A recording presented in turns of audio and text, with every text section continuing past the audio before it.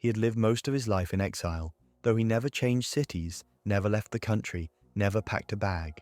His exile was more intimate than geography. He was banished not from land, but from presence.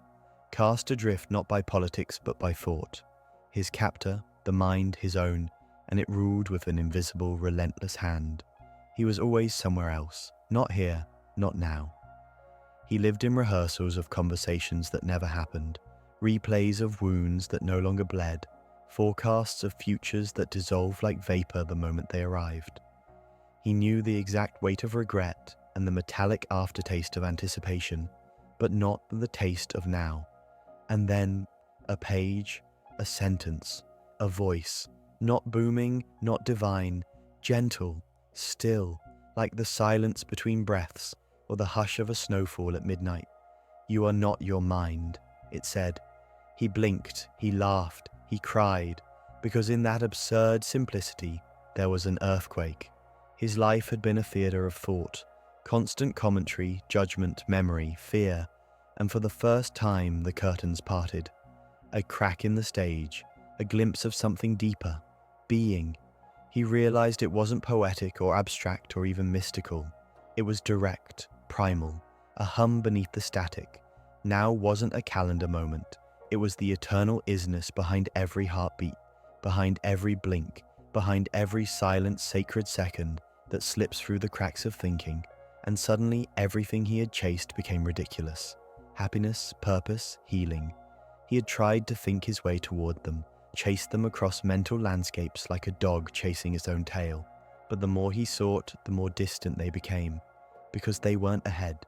They weren't in the solving, they were in the stopping. The power of now, it was called. But power wasn't a force to be wielded. It was surrender. Surrender to what already is. The sound of the fridge humming, the texture of breath, the aching beauty of impermanence. He began to notice the insanity of the mind, not just his, but everyone's. People talked without listening, scrolled without seeing, lived like ghosts tethered to thoughts.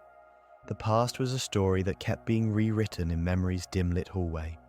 The future was a mirage sold by anxious merchants, and the present, ignored, abandoned, the only place that ever is, treated like an inconvenience. But not for him, not anymore. He learned to sit in silence, not as discipline, but as homecoming. He watched thoughts rise and fall like waves. He stopped clinging, he stopped pushing, and in that space a strange thing happened. Peace, not the peace of avoidance, not numbness, but an aliveness so still it roared. People asked him what had changed. He smiled. He could have quoted. He could have explained the nature of ego, the illusion of time, the dance between presence and identity. But he said nothing, because some truths cannot be told. They can only be inhabited. He lived now with his eyes open, fully. Pain came, but it no longer defined him. Joy arrived, and he welcomed it without grasping. He didn't escape his mind. He simply stopped mistaking it for himself.